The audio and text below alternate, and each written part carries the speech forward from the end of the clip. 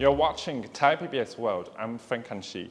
Thailand and Bangladesh have shared the similar target to enhance bilateral relations for both countries, while both countries also face issues domestically and regionally. Joining me now is the ambassador of Bangladesh to Thailand, Faiyaz Murshid Kazi, to give us his insights about bilateral relations between Thailand and Bangladesh. So the ambassador, I think the first question we have to talk about the bilateral relations. So how do you forge the collaborations between Thailand and Bangladesh in terms of cultural exchange and diplomacy? Thank you. First of all, welcome to the embassy. It's a pleasure to have you. You are absolutely right. In 2022, our two countries, we observed the 50th anniversary of the establishment of our bilateral relations. Thailand recognized the independent Bangladesh back in 1972. So that was, of course, the historic foundation of our bilateral ties. And since then, this relationship has been developing, has been progressing in multidimensional ways. I'm glad that you mentioned diplomatic relations and trade ties, which are, of course, absolutely fundamental. Very recently, we had the highest level political visits from Bangladesh to Thailand. Our two heads of government, the Honorable Chief Advisor of our government, as well as the Honorable Prime Minister of Thailand, they had an opportunity to meet twice, once in Davos in January, and then in April in Bangkok during the BIMSTEC summit. And all these interactions are actually helping us to take our relations forward. During their latest meeting, our two countries signed an MOU to enhance our collaboration to counter corruption, a shared challenge that we all face. So this is just an example as to how we are trying to take our relations in different directions so that we can cover various facets of our engagements that benefit our two peoples. So right, Ambassador, you just shared that actually the Chief Advisor, Dr. Yunus, came to Thailand to talk with the Prime Minister of Thailand, Paetongtarn Shinawatra, on bilateral relations in April at BIMSTEC Summit. And now we want to talk about you, of course, the Ambassador. So you just met the Commerce Minister, Pichai Narithapan, recently. So we want to talk about the trade, of course, such as trade progress. I think free trade agreement is a very important topic between your conversations with the minister. So what's your initiative to push further the progress between two countries? That's a very pertinent question. Yeah. You are absolutely right. I had the opportunity to meet with Khun Pichai, the Honorable Commerce Minister. He was very gracious in receiving me. And we agreed that we need to enhance our bilateral trade by significant margins. Yeah. It is not really reflective of the strength of our bilateral relations that we still have our trade volume hovering somewhere around 1.3 billion US dollars every year. Our target is to take it up to at least 2 billion US dollars in the near future, and maybe 5 billion US dollars in not too distant future. But in order for that to happen, we definitely need a free trade agreement where both sides can lower our mutual tariffs so that we can have easier access for our products to each other's markets. Now, last year in April, our two governments had signed a letter of intent to do a joint feasibility study on the free trade agreement. So what we discussed with the Honorable Commerce Minister that we should try to expedite the work on the joint feasibility study so that before the end of this year, when he meets his counterpart, his Bangladesh counterpart, they can hopefully launch the actual negotiations on the free trade agreement.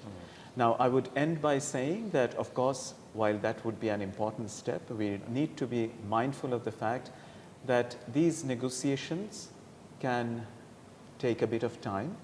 But if we have the right political will on both sides, it can also perhaps be fast-tracked. And when I speak to Thai businesses, Bangladesh businesses, I see a lot of interest on both sides to take this exercise forward.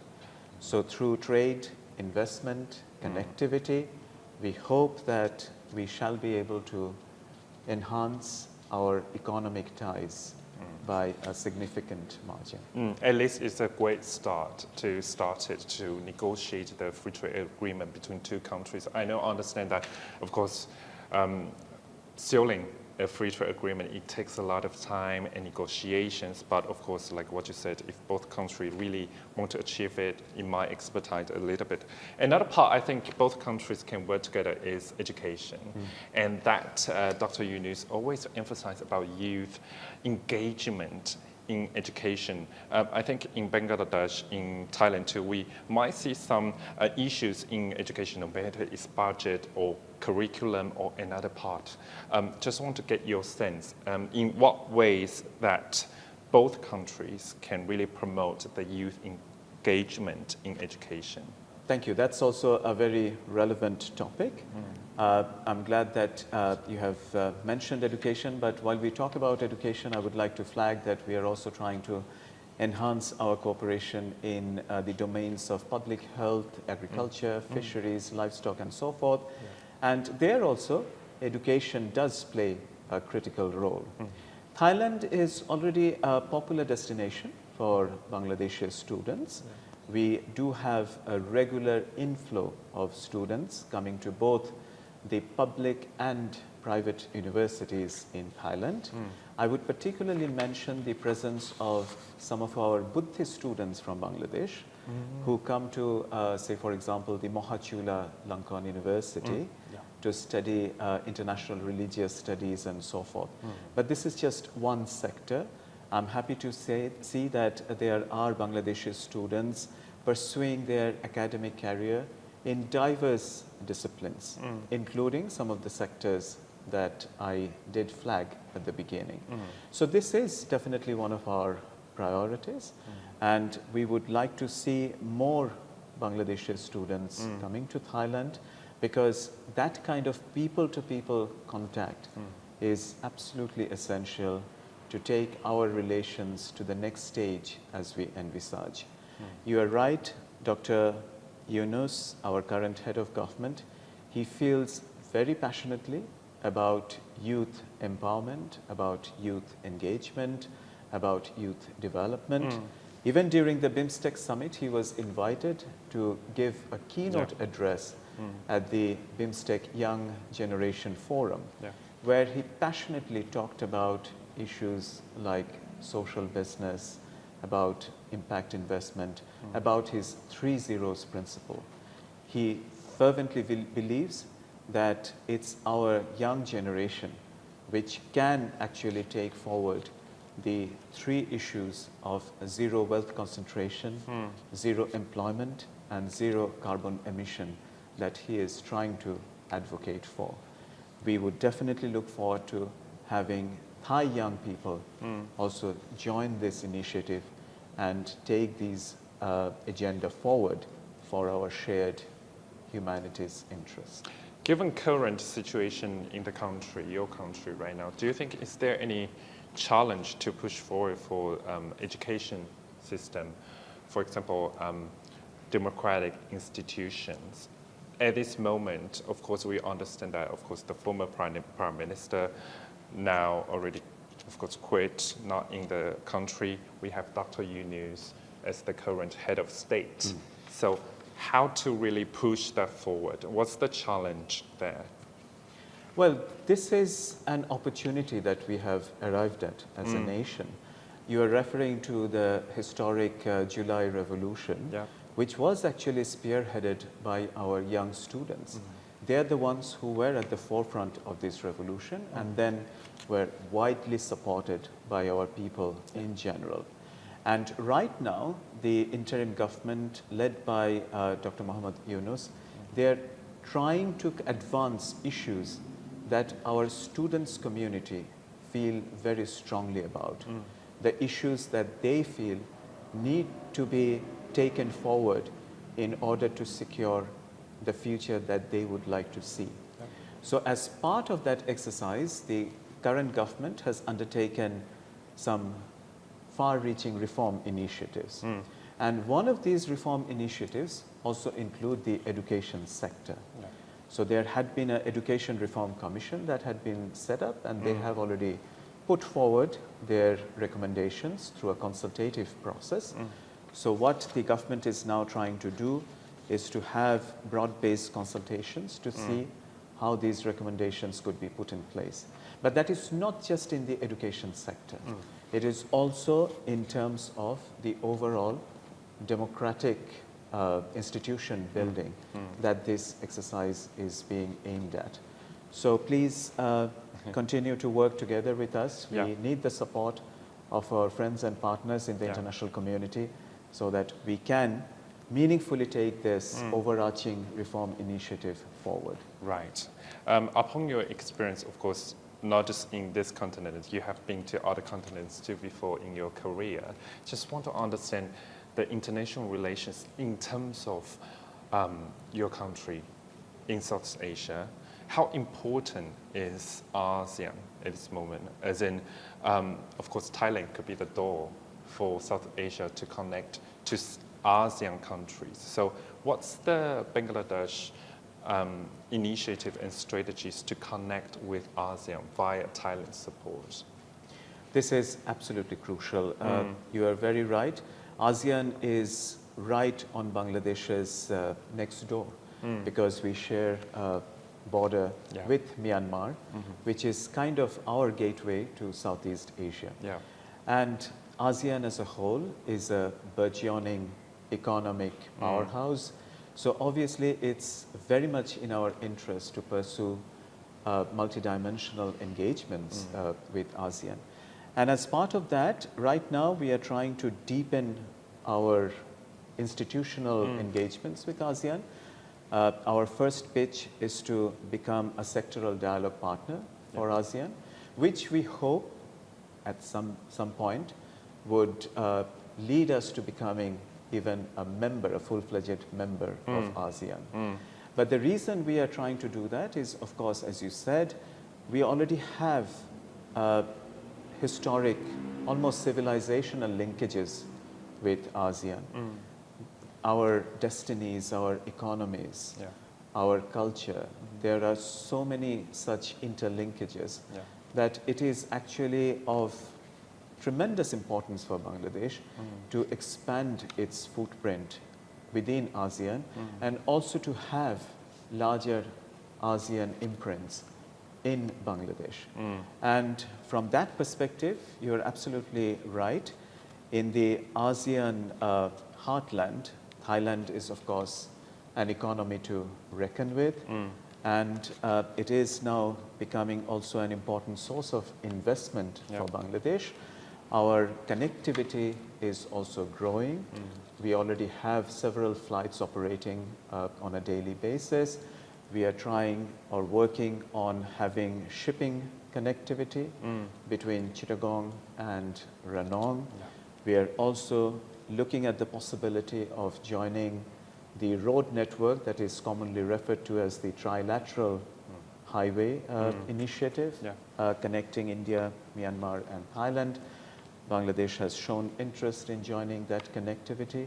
So you're absolutely right when you said that Thailand actually provides us a very suitable platform to reach out to the wider ASEAN network. And through this embassy, through our modest efforts, this is something that we are trying to do. And as what you said, of course, Bangladesh really intertwined with neighbors like Myanmar, Thailand, and furthermore connecting to ASEAN, no matter culturally, in trade, diplomacy. Of course, we talk about the positive side. Right now, we have to talk about geopolitical issues too. Of course, right now, Myanmar is still in a unstable situation. We're still waiting for the Myanmar military leader to restabilize the country especially after earthquake.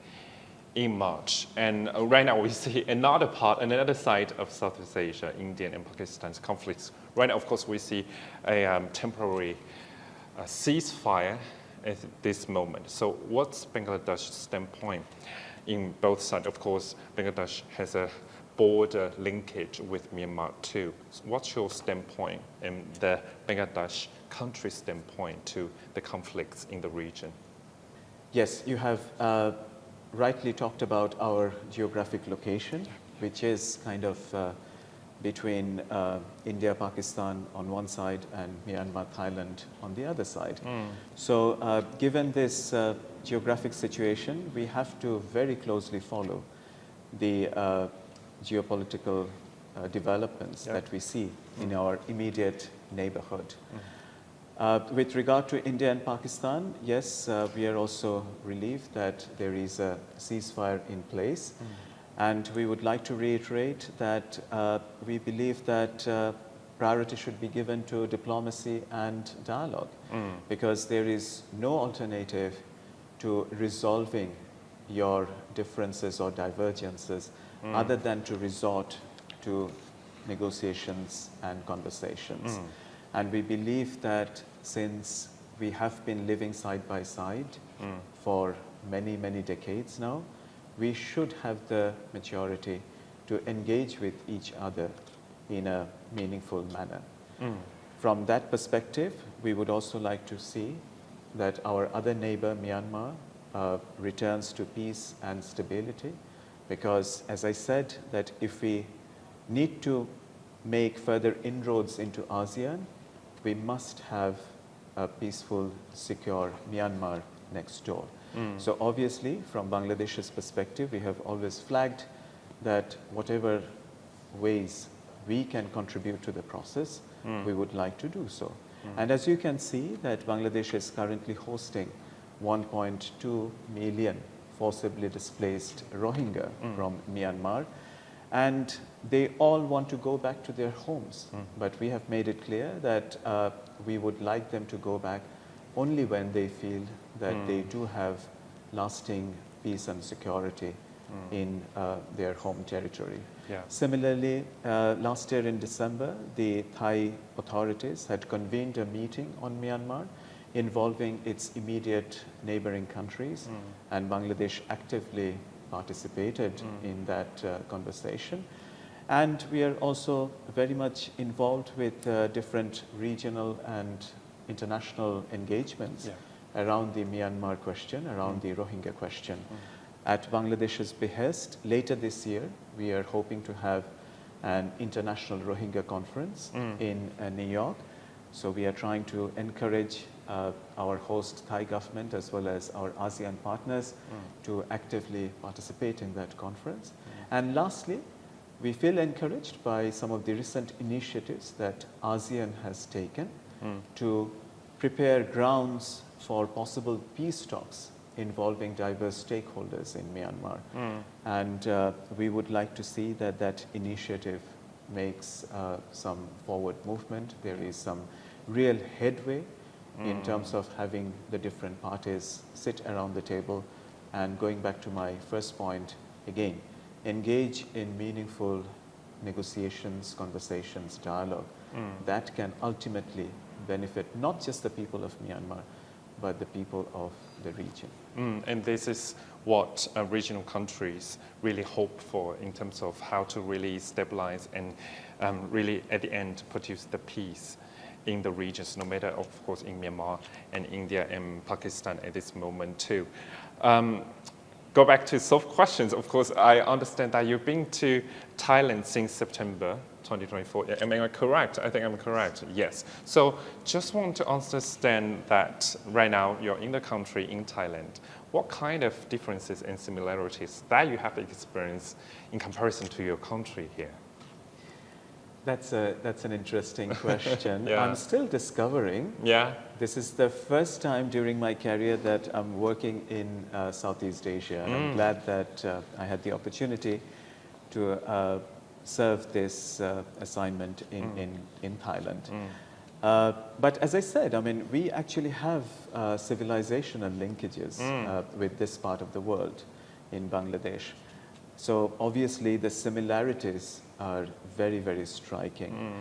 Two aspects that I can mention is, first of all, our shared linguistic heritage. Yeah. Both our languages, Bengali and Thai, they're largely derived from Sanskrit and Pali. So that way, we do have many words in our respective vocabularies that are almost similar because of the Sanskritic tradition. And the other aspect that I would mention is, of course, our attachment to food, to cuisine. This is something, a passion, I think, that both our peoples share quite strongly. We are very much attached to our respective cuisines, but there is a kind of an openness to explore the cuisine from other cultures as well. So starting with the use of spices to having a kind of a fusion-centric approach to further improvise your local cuisine. I think these are similarities that continue to interest and intrigue me as I pass every single day here. I see that rice and food tend to dominate a lot of Thai culture, the Thai hospitality, the Thai service mentality, and so forth. And this is something I think people in Bangladesh also kind of hold close to their heart.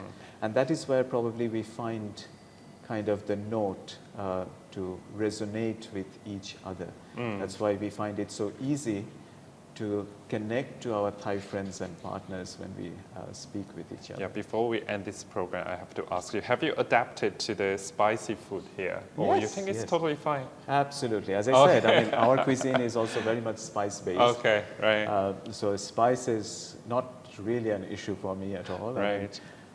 Our staple food is rice as well, so that is kind of the basis. So obviously, I mean, in terms of adapting to the taste, not really. And I think Thai food is popular the world over. You wouldn't find very many people perhaps complaining about Thai food, I mean, adapting to Thai food. I mean, this is kind of becoming a global cuisine, and we appreciate the soft power value of Thai cuisine. So, right.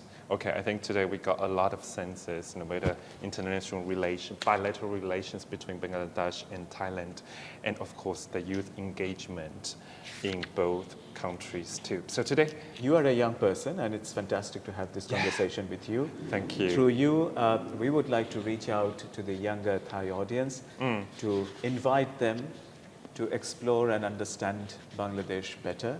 Right. So please discover Bangladesh, and at this embassy, we stand ready to help our young Thai friends to know their counterparts in Bangladesh even better. Right. Great message to Thai young people here. Thank you for your time. The ambassador of Bangladesh to Thailand, Faiyaz Murshid Kazi. Thank you for your time, ambassador. Thank you. Pleasure.